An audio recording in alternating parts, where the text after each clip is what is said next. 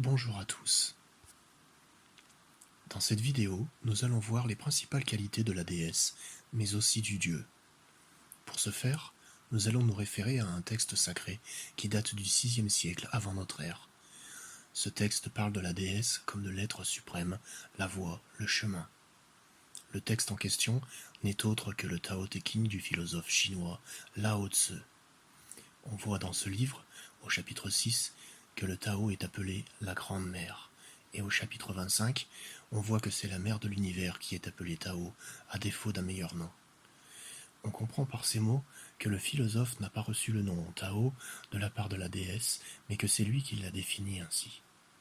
Lao Tzu la présente bien comme la Grande Mère, ou Mère de l'univers, à l'origine de toute création. Voici ce qu'on peut lire dans ces pages. Tout d'abord, la déesse suprême n'a pas de nom. On trouve une explication à cela dans le Tao Te Ching au premier chapitre.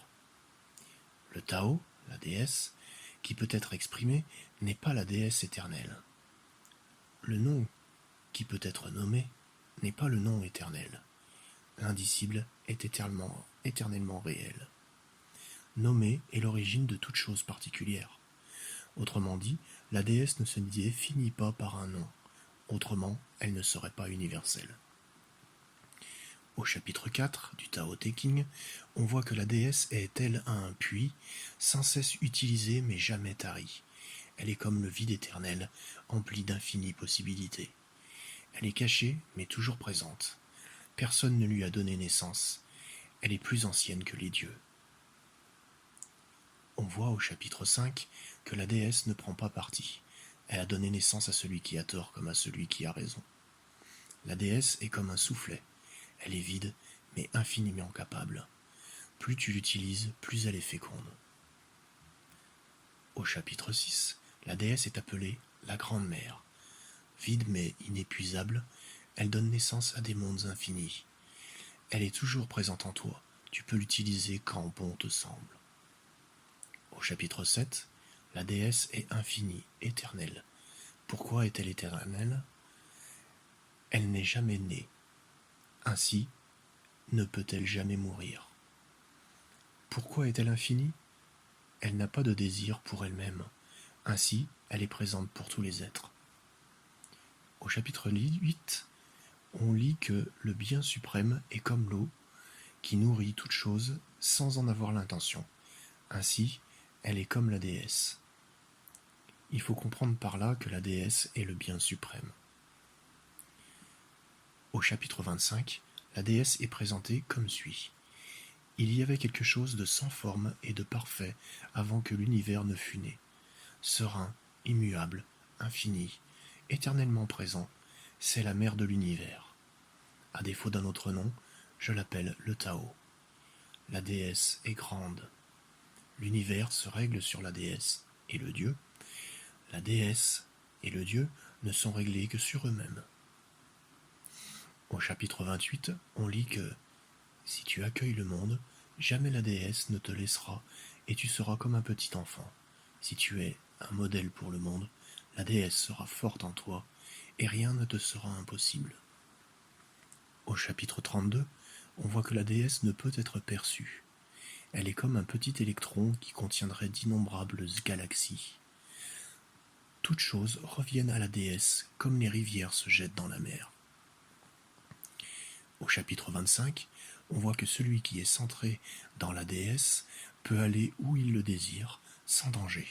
Il perçoit l'harmonie universelle, même au milieu d'une grande douleur, car il a trouvé la paix dans son cœur.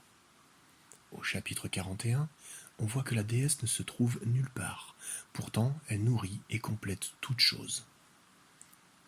Au chapitre 51, on voit que la déesse donne naissance à tous les êtres, les nourrit, les soutient, prend soin d'eux, les réconforte, les protège, les ramène à elle-même, créant sans posséder, agissant sans rien attendre, guidant sans contrôler.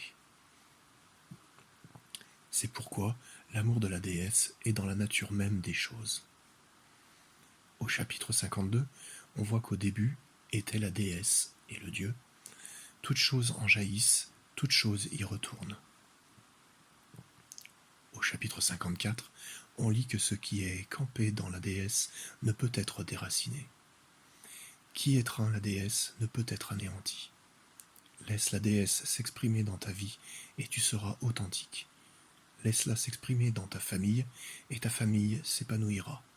Laisse-la s'exprimer dans ton pays et ton pays sera un exemple pour tous les pays du monde. Laisse-la s'exprimer dans l'univers et l'univers chantera. Au chapitre 56, il est dit « Sois comme la déesse, on ne peut l'approcher ou s'en éloigner, l'avantager ou lui nuire, l'honorer ou la faire tomber en disgrâce. Elle s'abandonne continuellement, c'est pourquoi elle perdure. » Au chapitre 62, on voit que la déesse est le centre de l'univers, le trésor de l'homme bon, la repentance de l'homme mauvais. La déesse est au-delà de toute valeur, et personne ne peut l'acheter. En étant un avec la déesse, lorsque tu cherches, tu trouves, et lorsque tu fais une erreur, tu es pardonné. C'est pourquoi elle est aimée de tous. On voit au chapitre 73, la déesse est toujours sereine, elle vint sans lutter, répond sans dire un mot, arrive sans avoir été appelée, accomplit sans dessein. Son filet couvre l'univers tout entier. Et bien que ses mailles soient larges, elle ne laisse rien échapper. Au chapitre 77, on voit que la déesse corrige excès et insuffisance, afin qu'il y ait parfait équilibre. Elle prend à ce qui est trop et donne à ce qui n'est pas assez. Et enfin, au chapitre 81, il est dit que la déesse nourrit en ne forçant pas.